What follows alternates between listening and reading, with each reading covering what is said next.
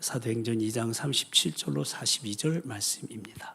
우리 한 절씩 한 절씩 교독하실 때 살아계신 주님의 음성을 우리 들을 수 있도록 바랍니다. 이제 교독하겠습니다.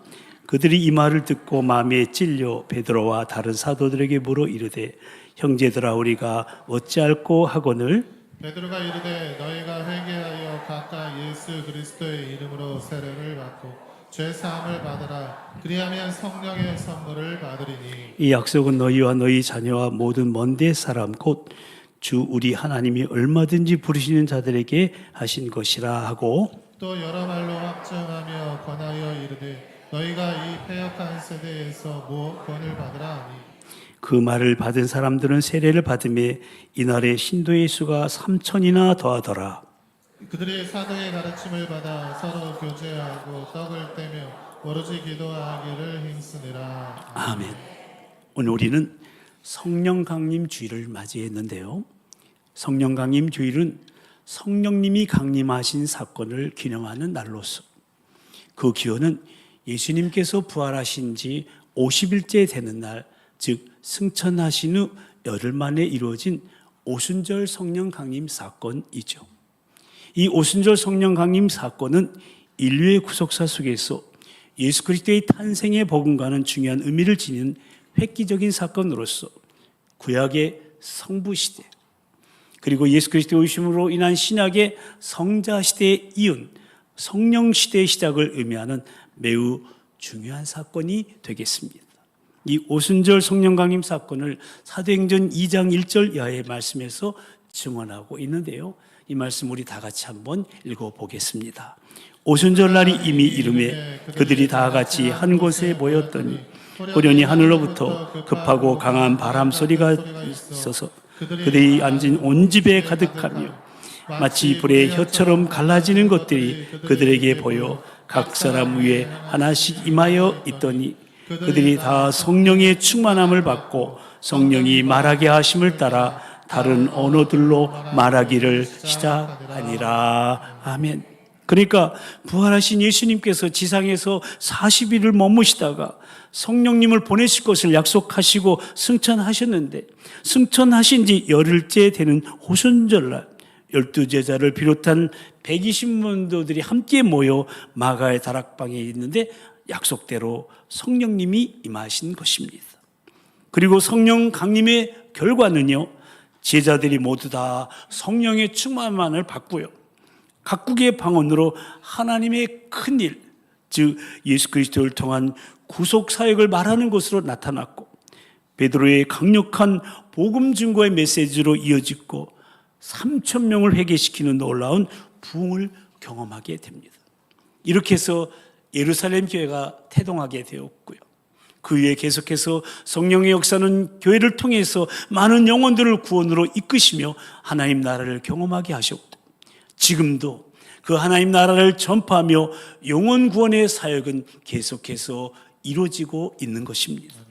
그러므로 오순절 성령 강림 사건은 성령 시대의 문을 연 아주 의의 있는 사건으로 하나님의 새 언약 공동체요 그리스도의 몸인 교회를 탄생시켰고 그 교회 안에 성령께서 임하여 활동하시는 교회 시대, 즉 성령 시대를 연 겁니다.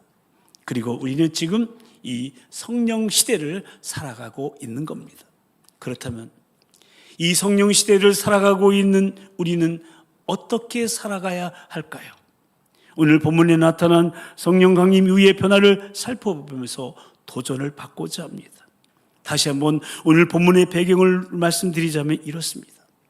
주님께서 승천하시면서 약속하신 성령님을 간절히 사모하며 마가의 다락방에 모여 함께 기도하던 제자들에게 오순절날 성령이 임하여 성령 충만함을 받은 제자들이 성령의 말하게 하심을 따라 다른 언어들로 말하기 시작했고 오순절 축제에 참석하기에 모여든 각국에 흩어져 모인 자들이 그 유대인들과 또 유대교에 개종한 각 나라의 이방인들이 각기 자기 나라의 말로 하나님의 큰 일, 즉 예수 그리스도로 인한 구속사역, 즉 복음을 듣게 된 것입니다. 그런데 이러한 성령 강림의 광경을 목격한 많은 사람들이 다 놀라며 당황했고, 또 어떤 사람들은 세술에 취한 사람들이라고 조롱하기도 했습니다. 이에 대해서 베드로가 자신들에게 임한 성령의 역사와 외적으로 나타난 방언 현상을 설명하면서 11사도와 같이 서서 소리 높여 증거하기 시작했습니다. 얼마 전까지만 해도 베드로를 모른다고 부인했던 이 나약한 베드로가 이제 성령의 능력을 힘입어서 수많은 군중 앞에서 예수님이 메시아이심을 증거하게 된 겁니다. 그리고 그 예수님을 우리 이스라엘 백성들을 너희가 죽였다고 선포했습니다. 이러한 베드로의 담대한 설교를 들은 수많은 군중들은 오늘 본문의 시작인 37절에서 알 수 있는 것처럼 마음에 찔려 우리가 어찌할꼬 하면서 가슴을 치는 일이 일어났던 겁니다. 이처럼 제자들 속에 역사하신 성령님은 그 무리들을 책망하기 시작한 거예요. 그러자 자기들의 유일한 소망이며 오랫동안 고대하던 그 메시아를 스스로 배척해서 저 십자가에 못 박아 죽게 했다라는 것을 깨닫게 되고, 그 사실이 고통스러울 정도로 마음에 찔려서 형제들아 우리가 어찌할꼬 하면서 필사적으로 부르짖고 기도하는 거예요. 그러니까 그들은 자신들의 죄를 깨닫고 애통하면서 사도들에게 도움을 청하고 있는 거예요. 이제 성령의 역사에 의욕을 품으며 조롱하던 그들은 성령님을 인정하면서 성령님의 지시를 기다리는 겸손한 자세를 가지게 된 겁니다. 이런 무리들을 향하여 베드로는 회개하여 각각 예수 그리스도의 이름으로 세례를 받고 죄사함을 받으라 권면하면서 그런 자들이 성령의 선물을 받을 것이라고 약속을 선언합니다. 같이 읽어보실까요? 그리하면 성령의 선물을 받으리니 이 약속은 너희와 너희 자녀와 모든 먼데 살아 곧 주 우리 하나님이 얼마든지 부르는 자들에게 하신 것이라. 아멘. 그러니까 하나님께서 부르시는 모든 자들, 즉 유대인이나 이방인이나 차별을 두지 않고 예수 그리스도를 믿는 모두에게 성령님이 임하신다는 말씀이에요. 아멘.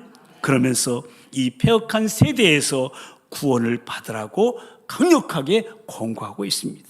그랬더니 베드로가 선포한 이 복음을 받아들인 사람들은 각각 회의에서 또 세례를 받게 되었는데 그 수가 3,000이나 되었다고 오늘 본문은 증거하고 있는 겁니다. 이렇듯 성령 강림의 결과는 제자들이 모두 다 성령이 충만하여서 각국의 방언으로 하나님의 큰 일을 말하는 것으로 나타나더니 베드로의 강력한 복음 증거의 메시지로 이어지게 되었고 3,000명을 회개시키는 놀라운 부흥을 경험하게 된 겁니다. 그러면 이러한 사실보다 우리가 더 주목해야 볼 것이 있어요. 그것은 이 3,000명의 회심한 신도들의 삶의 변화예요.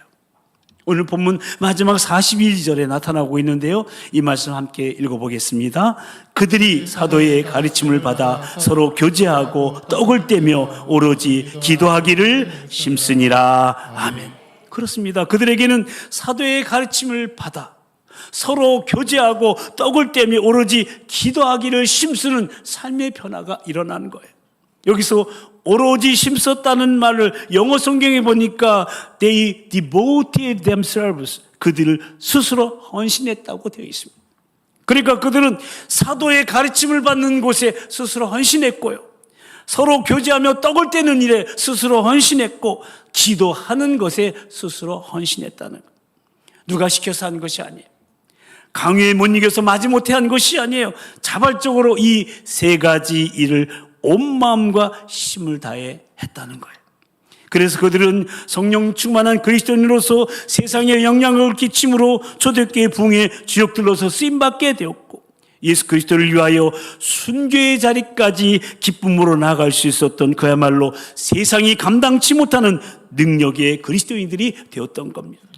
바라기는 오늘 성령 시대를 살아가는 저와 여러분도 그들처럼 성령 충만한 성도의 삶으로 세상에 나아가 영향력을 끼치며 살든지 죽든지 주님의 그심을 고백하는 믿음으로 나아가는 실로 세상이 감당치 못하는 능력 있는 그리스도인들로 우리 다음 세대, 우리 자녀들에게 그 삶을 전수하게 되기를 우리 주님의 이름으로 간절히 축원합니다.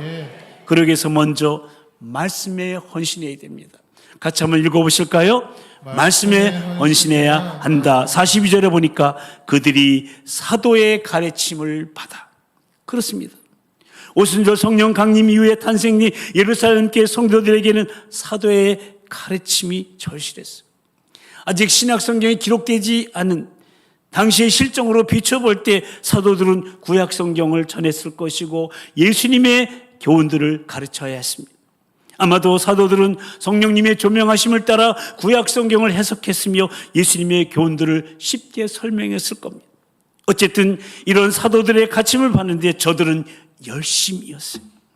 그래서 저들 가운데 말씀의 능력이 삶으로 나타나게 된 거예요.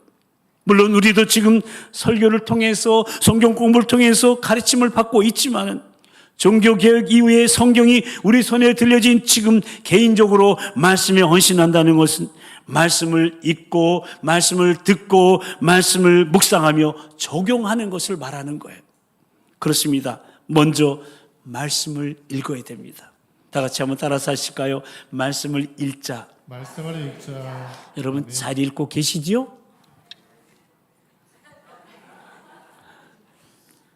말씀을 읽는다는 것은요, 영혼의 양식을 먹는다는 거예요. 아멘.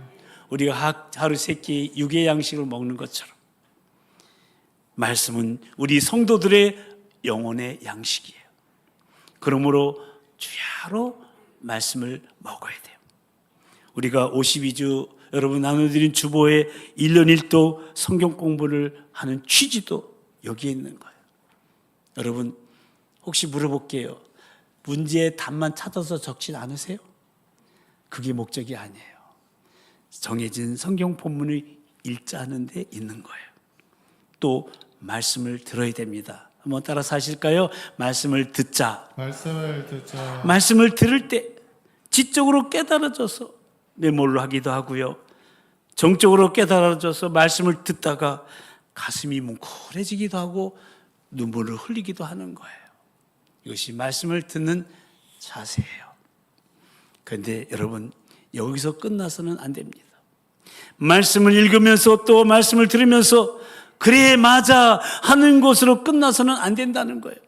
깨달아졌으면 자신의 삶을 돌아보고 자신의 인격을 돌아보고 말씀 따라 적용해야 한다는 거예요. 마귀는요, 여러분이 말씀을 많이 읽기를 원해요. 읽으라고 해요. 여러분이 말씀을 많이 들으라고 해요. 근데 마귀는 뭐라고 하는 줄 아세요? 사탄은 삶 속에 적용하지는 마라. 그대로 살지는 마라. 이것이 사탄의 전략이에요. 말씀 따라 들은 말씀을, 읽은 말씀을 삶 속에 적용해야 되는 거예요. 여러분 왜 우리의 삶이, 우리의 인격이 변화되지 않고 그대로 있을까요? 말씀을 듣기는 들어도 올바로 반응하지 못하기 때문에 그래요. 말씀을 들을 때마다 마음의 찔림을 받아 회개하고 돌이켜야 되는데 귀에만 들려지고 머리로만 깨달아지고 그리고 가슴으로만 느껴지고 행동으로 나타나지 않기 때문에 그래요. 느껴지고 깨달아지면 결단하고 삶 속에 적용해야 하는 거예요. 그래서 성경이 이렇게 교훈합니다. 너희는 말씀을 행하는 자가 되고 듣기만 하여 자신을 속이는 자가 되지 말라. 나의 이 말을 듣고 행하지 아니하는 자는 그 집을 모래 위에 지은 어리석은 사람 같다. 그래서 말씀에 순종하기 위하여 결단하며 성령님의 도우심을 구해야 됩니다. 그럴 때 말씀의 능력을 체험하는 기쁨 충만한 신앙생활을 하게 되는 겁니다. 이렇듯 말씀은 읽음에서 시작하여 적용해서 끝이 나야 되는 거예요. 이것이 말씀에 헌신하는 자세예요. 아멘. 제가 여러분 말씀을 삶 속에 적용하는 방법 가르쳐 드릴게요. 1부, 2부 사람들은 얘기하지 마세요. 여러분한테만 가르쳐 드려요. 여러분 주보에다가 앞면에다가 오늘 목사님을 통해서 주시는 말씀 가운데 내 삶 속에 내가 적용해야 될 게 뭔가 한 가지, 두 가지, 세 가지 적는 거예요. 1부, 2부 사람들한테 얘기하지 마세요. 3부 여러분한테만 드린 거예요. 우리 영국 친구가 와서 내가 한 것 같아요. 제가 그런 훈련을 했더니 정말 그날 말씀을 전도사님이 전하든 목사님이 전하든 부목사님이 전하든 누가 전하든 적용점이 하나 둘 셋은 생기더라고요. 그러면서 삶 속에 적응하는 훈련을 했던 거예요. 요한복음 14장 26절에 보면 이런 말씀이 있습니다. 함께 읽어보실까요? 보혜사 곧 아버지께서 내 이름으로 보내실 성령 그가 너에게 모든 것을 가르치고 내가 너에게 말한 모든 것을 생각나게 하리라. 아멘. 그러니까 성령님은 우리가 이해할 수 없는 영의 말씀을 일깨워 주시는 분이십니다. 뿐만 아니라 필요할 때마다 필요한 말씀을 생각나게 해주시는 분이 성령님이십니다. 여기에 우리가 말씀에 헌신해야 될 이유가 담겨 있는 거예요. 전에도 말씀드렸는데 이런 상황을 한번 가정해 볼까요? 지나가는데 걸어가는데 갑자기 어느 행인이 와가지고 갑자기 한 대 그냥 후려 때리는 거예요.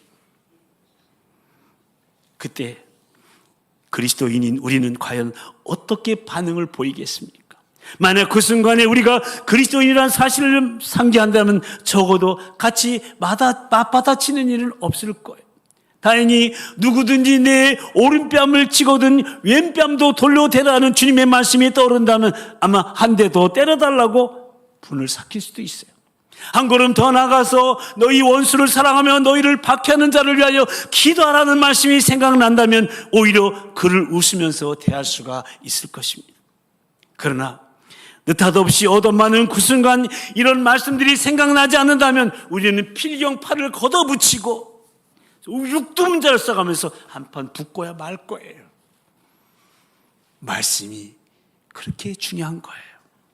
늦음하게 신학을 시작한 전도사님이 있었어요. 여러분, 요즘도 신학을 하는 신학생들은 왜 그렇게 어려운지 지금도 서울신학대학에 가니까 점심 굶는 학생들이 그렇게 많대요. 끼니를 때우기로 힘들 정도 어려운 형편인데 어느 날 절도죄로 그만 잡히고 말았어요. 상황인즉슨 친구 사무실에 들렀는데 마치 직원이 잠시 자리를 비운 책상 위에 그냥 돈 뭉치가 있는 거예요. 그걸 보는 순간 그걸 들고 나오다가 그만 현장에서 붙잡히고 만 거예요. 사건이 마무리된 뒤 아무리 어려워도 신학생이 왜 그런 짓을 했느냐는 질문에 그분의 대답이 참으로 기가 막힙니다. 돈을 버는 그 순간 그 돈을 들고 도망쳐야 한다는 것 외에는 아무 생각이 나지 않았다는 거예요. 적어도 신학생인데 하나님의 말씀이 생각나지 않냐고 가지고 도망쳐야겠다는 생각이 났다는 거예요. 사랑하는 성도 여러분, 결정적인 순간에 주님의 말씀이 생각나지 않는다면 우리 그리스도인이 불신자와 무엇이 다르겠습니까? 필요할 때마다 필요한 말씀이 생각난다면 어찌 우리 성도가 타락할 수 있겠습니까? 그래서 우리는 말씀에 헌신해야 되는 거예요. 한번 따라서 하십시다. 말씀에 헌신하자. 이제 두 번째로 교제에 헌신해야 됩니다. 같이 읽어보실까요? 교제에 헌신해야 한다. 아멘. 서로 교제하며 떡을 떼며. 그렇습니다. 계속적으로 성령 충만한 삶을 살아가기 위해서는 말씀을 읽고 예배 시간마다 선포되는 말씀을 듣고 응답함으로 하나님과 교제를 나누고 또 성도들과 교제를 나눠야 되는 거예요.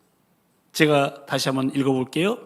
말씀을 듣고 읽고 은혜를 받으면 그 다음에는 하나님과 교제하고 사람들과 성도들과 교제를 나눠야 되는 거예요. 제가 뭘 그렸어요? 십자가예요. 십자가는요, 교제를 얘기하는 거예요. 그래서 우리 성도는, 건강한 성도는 위로 하나님과 교제를 잘하고 옆으로 사람들과 성도들과 교제를 잘하는 거예요. 우리 도봉가족은 다 그렇게 되기를 축복합니다. 여러분, 혼자 신앙생활 하면은 세상 이길 힘이 없어요. 마치 장작이 모여 있을 때 그 불더미가 잘 타는데 장작개비 하나가 그 불더미 속에서 떨어져 나오면 금세 불이 시끄러지고 마는 것처럼 성도들은 서로 교제함으로 공동체를 이루어 나갈 때 세상을 이길 힘을 발휘하게 되는 거예요. 사탄의 전략 중에 하나가 뭔지 아세요? 혼자 놀아라. 목장에 들어가지 말아라. 남전도 여전도에 가지 말아라. 가능하면 교회 가지 말아라. 이게 사탄의 전략이에요. 또 홀로 사랑은 고독하고 외로워요. 서로 교제함으로 사랑을 나눌 때 사랑의 풍성함을 소유하게 되는 거예요. 우리가 주님의 사랑으로 풍성할 때 고독하고 소외된 영혼들에게 다가갈 수 있는 거예요. 그리고 성령이 하나 되게 하신 것을 심서 지키기 위해서 교제를 나눠야 되는 거예요. 오순절 성령 강림으로 인해 나타난 방언의 은사는 의미가 통일되는 뜻이 하나로 통하는 놀라운 성령의 역사였던 거예요. 이렇듯 성령님은 우리를 하나 되게 만드는 거예요. 주도 하나요, 믿음도 하나요, 세례도 하나요, 하나님도 한 분이요, 성경책도 하나예요. 그 하나님 믿고 예수님을 나의 주로 고백하는 우리도 하나예요. 다 같이 우리는 하나입니다. 우리는 하나입니다. 세 사람이 따라서 안 왔기 때문에 더 크게 시작. 저를 따라서 우리는 성령 안에서 우리는 성령 안에서 하나입니다. 하나입니다. 아멘. 예, 그게 바로 성령님이 하시는 일이에요. 성경의 선언을 한번 같이 읽어보실까요? 우리가 유대인이나 헬라인이나 종이나 자인이나 다 한 성령으로 세례를 받아 한 몸이 되었고 또 다 한 성령을 마시게 하셨느니라. 아멘. 제가 오늘 미스터 벤을 향해서 내가 친구라고 그랬어요. 내가 볼 때 나보다 아래예요. 이따 한번 주민등록 까보려고 그래요. 근데 여러분, 하나님은 한국 사람이나 영국 사람이나 하나 되게 해주시는 거예요. 성령 안에서. 아멘. 예. 그러므로 우리는 한 성령 안에서 교제를 나누는 성령 공동체입니다. 또한 우리는 예수 그리스도를 머리로 하는 몸의 지체들이에요. 예수님이 머리시고 우리는 각 지체를 이루고 있는 거예요. 그렇기 때문에 함께 모여 서로 연락함으로 건강하게 성장해야 될 책임이 있는 거예요. 서로 교제하면 공교한 유대 관계를 맺게 되고 피차 권면함으로 죄의 유혹으로부터 보호를 받게 되고 피차 덕을 세우고 화목케 하는 직책을 수행하게 되는 거예요. 그러므로 성도의 교제는 세상에 그리스도인의 사랑을 전하고 그들에게 복음을 증거하기 위해서 사랑의 공동체를 이루어야 하는 것이죠. 특별히 여기 떡을 뗀다는 말이 있어요. 그것은 성찬의 교제를 말하는 거예요. 저들은 성전에 모일 때나 집에서 모일 때나 성찬을 나눈 거예요. 성찬의 나눔이라는 건 뭐냐? 우리를 위해 십자가에서 돌아가신 예수님의 십자가의 사랑을 감격하고 그 사랑으로 말미암아 한 피바다 한 몸 이룬 형제 자매들을 확인하면서 기쁨의 공동체를 이루어가는 걸 말하는 거예요. 모쪼록 사랑하는 성도 여러분, 개인주의가 팽배해져 가고 있어요. 전부 다 컴퓨터 앞에 혼자서, 자녀들도 한 명, 두 명 낳기 때문에 교제가 메말라가는 이 시대를 살아가고 있어요. 공동체 안에서 주님의 사랑과 하늘의 기쁨을 누리면서 그 사랑과 기쁨 안에 우리 VIP들이, 우리 전도 대상자들이 함께 들어올 수 있도록 만드는 그야말로 천국 공동체를 이루어가는 교제, 우리 모두 다 우리 도봉가족 헌신하게 되기를 주님의 이름으로 축복합니다. 마지막 세 번째로 기도에 헌신해야 되는 거예요. 세 번째도 같이 읽어볼까요? 기도에 헌신해야 됩니다. 오로지 기도하기를 심습니다. 여기서 기도하기를 심쓴다는 것은 기도에 헌신하는 거예요. 기도의 삶을 산다는 거예요. 기도의 삶을 산다는 것은 주님과 동행하는 걸 말하는 거예요. 우리가 이번에 6월 한 달을 함께 모여 기도하는 한 달을 만들어가기로 결단하며 기도에 헌신하는 것도 주님과 동행하는 삶을 살고자 하는 거예요. 말씀을 통해 주님의 뜻을 알고 기도로 그 주님의 뜻을 구하고 주님의 뜻 앞에 결단하고 순종하며 주님을 따르는 삶, 이것이 바로 주님과 동행하는 삶인데요. 그래서 우리의 기도가 세상 사람들의 기도하고 달라요. 세상 사람들의 기도하고 우리 성도들의 기도하고는 다른 거예요. 우리의 기도는 뭐냐? 주님의 뜻이 이루어지기 위해서 기도하는 거예요. 다 같이 주님의 뜻이 이루어지게 하옵소서. 주님의 뜻을 이루소서. 온전히 나를 주장하사 주님과 함께 동행함을 만민이 알게 하옵소서. 할렐루야. 누가 무서운 사람일까요? 누가 두려운 사람일까요? 힘이 센 사람일까요? 돈 많은 사람일까요? 권세가 있는 사람일까요? 아니올시다. 주님과 동행하는 사람이에요. 기도하는 사람이에요. 아멘. 그 사람이 두려운 사람이에요. 왜 여러분을 얕보는 줄 알았어요? 기도 안 하니까 그런 거예요. 새벽 기도 좀 하자고 그랬는데, 수요 기도 좀 하래, 금요 기도 좀 하는데 많이 나오고 있는데 그래도 안 나와.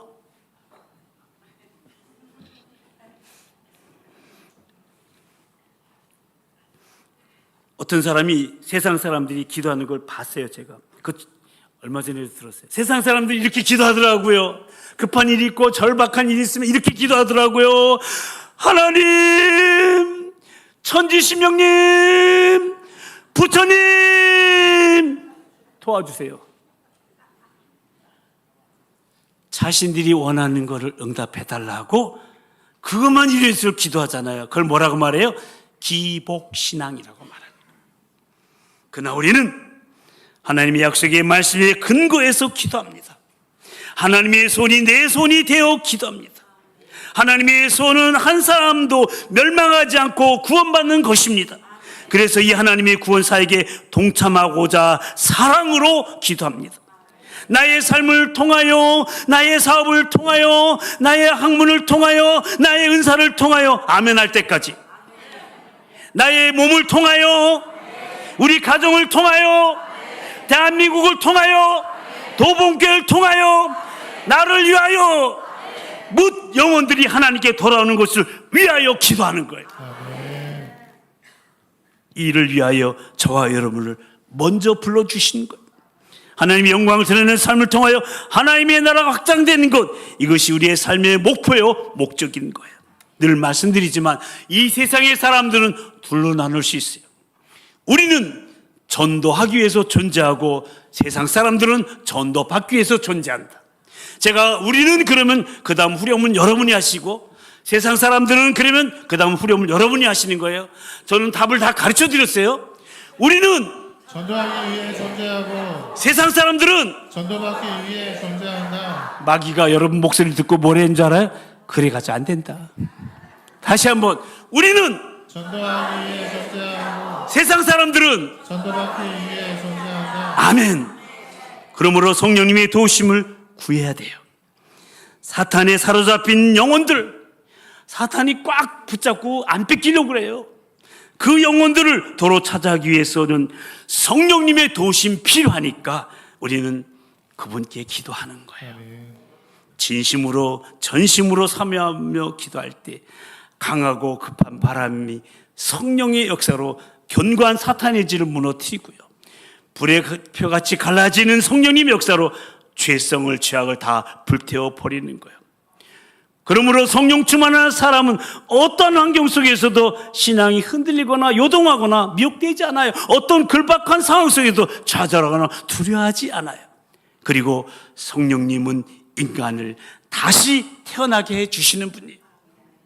미운 사람이 사랑의 마음으로, 저주하는 입술이 축복하는 입술로, 남을 해치는 손이 도와주는 손으로, 악을 행하기에 빨랐던 그 발걸음이 선을 행하는 발걸음으로 바뀌어주신 분이 하나님 성령님이 하시는 일이에요. 이것은 힘으로도 안 되고 능으로도 안 되고 오직 하나님의 영 성령님으로만 가능한 일이에요. 성령님은 없는 것을 있게 하시고 안 되는 것을 되게 하십니다. 성령님은 못하실 것이 없어요.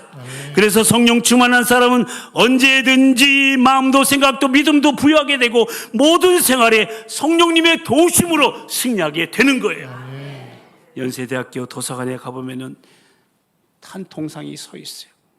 연세대의 정신적 지주인 백낙준 박사님의 동상이에요.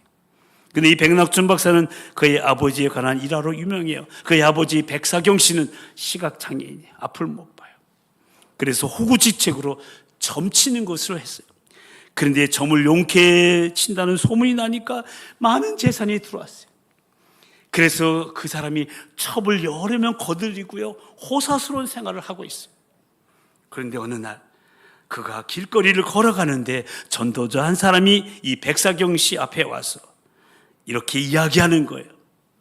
당신이 죽은 후에는 당신의 영혼이 어디로 갈 것 같습니까?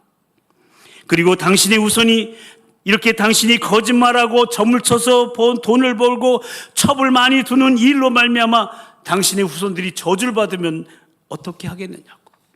그러니 예수님을 믿으라고 하면서 전도지 한 장을 주머니에 넣어줘 주더랍니다. 기분이 얼마나 나빴는지 소리를 버럭버럭 지르고 집에 돌아왔어요. 근데 이게 웬일입니까? 자꾸만 그 전도자의 그 말이 생각나는 거예요. 그렇다. 내가 호요식하면 뭐하며 첩을 많이 거느리면 뭐하나. 나의 영혼은 어디로 가야 하는가.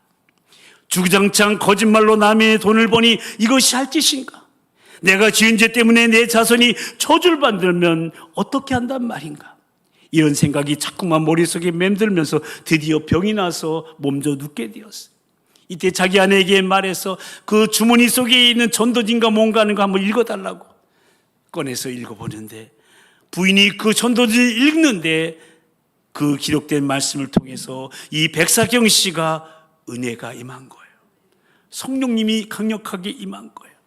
그래서 이 백사경 씨는 눈물을 흘리고 나서 하나님 앞에 자복하기 시작했고, 혼자 자복하다 안 되니까 교회로 찾아가서, 가까운 교회, 그래서 교인들이 다 저 점쟁이가 웬일로 교회를 다 왔냐고 눈빛으로 그를 쳐다보는데, 그러나 그는 아랑곳하지 않고 목사님과 교인들 앞에서 자기의 지은 죄를 다 고백합니다.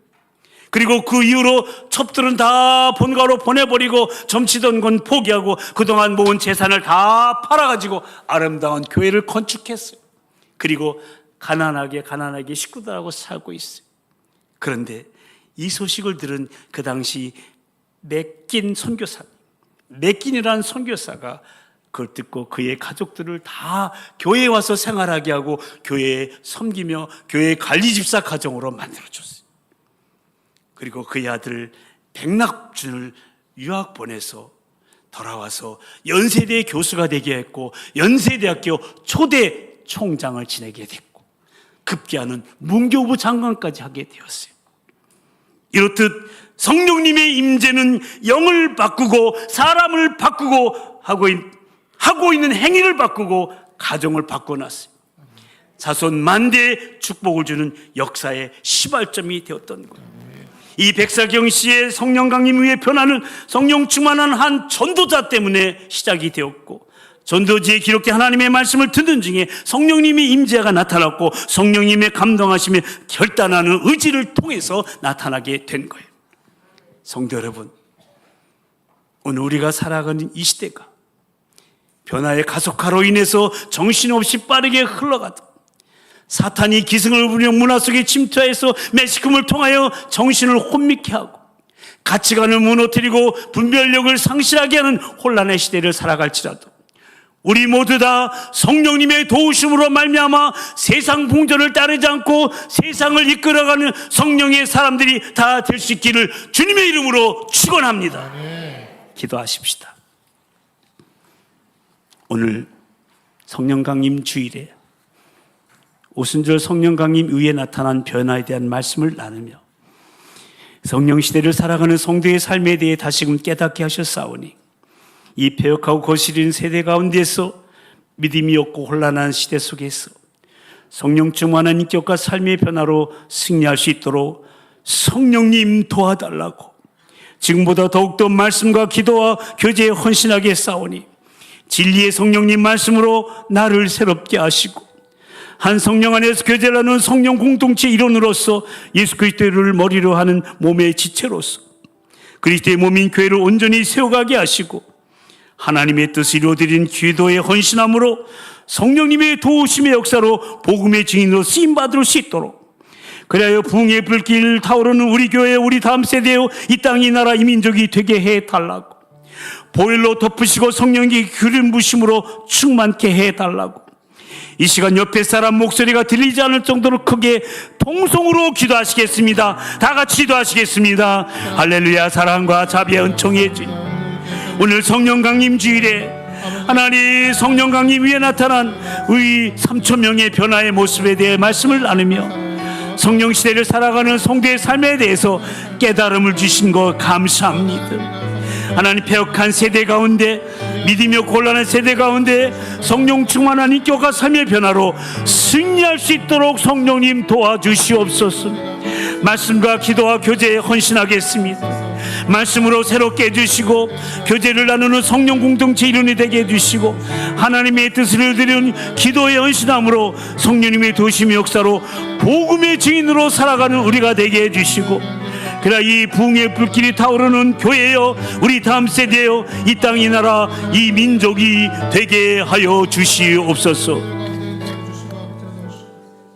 하나님 아버지, 약속하신 성령님을 보내주셔서 감사합니다. 성령 강림 이후에 변화된 복음의 증인으로 인해 지금까지 우리를 비롯한 많은 영혼들이 구원받게 하심을 또한 감사드립니다. 특별히 오늘 성령 강림 주일을 맞이하여 오순절 성령 강림 이후에 탄생된 초대 예루살렘 교회의 성도들의 변화와 그 승리의 사역을 말씀을 통해 다시금 깨달아 싸우니, 우리도 그들처럼 성령님의 임재를 사모하며 말씀과 교제와 기도에 헌신함으로 성령 충만한 인격과 삶으로 변화되어 민족을 치유하고 세상을 변화시키는 복음의 증인들이 다 될 수 있도록 성령님 날마다 기름 부으심으로 충만케 하여 주시옵소서. 모쪼록 진리의 말씀으로 이 땅을 새롭게 하시고 1907년에 타올랐던 그 불흥의 불길이 이 땅 가운데 다시 타오르게 하여 주시옵소서. 이 나라의 민족 가운데 은혜의 강물 흐르게 하여 주시고 에스겔 골짜기에 생명을 불어넣은 성령의 바람 불어와 우리 가정이, 우리 교회가, 이 땅의 민족이, 더 나아가 모든 민족과 열방이 살아나게 하여 주시옵소서. 미사옵고 그렇게 우리 가정, 우리 교회를, 이 나라의 민족을 인도하실 성령님을 사모하오며 우리를 위해 보배로운 피를 흘려주신 존귀하신 우리 주 예수 그리스도의 이름으로 간절히 기도드리옵나이다. 아멘. 자리에서 일어나셔서 오셔서 성령님 찬양하십니다.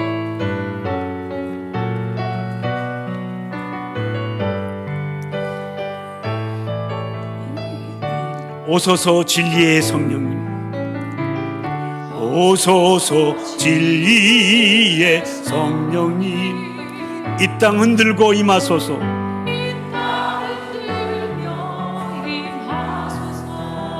거짓과 탐욕 죄악에 무너진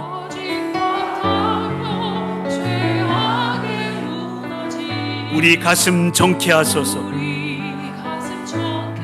우리 옆에 사람을 축복하실까요? 오소서 진리의 성령님, 오소서 은혜의 하늘 가르고 임하시옵소서. 거룩한 불꽃 하늘로서 임하사 타오르게 하소서. 주 영광 우리 양손을 높이 드시고 부흥의 불길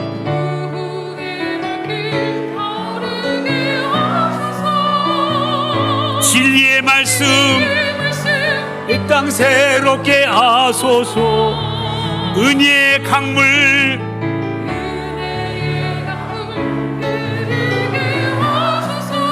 성령의 바람 이 땅 가득 불어 양손을 가슴에 얹고 흰 옷 입은 주의 성결한 백성, 주의 영광 위에 이제 일어나 열방을 치유하며 행진하는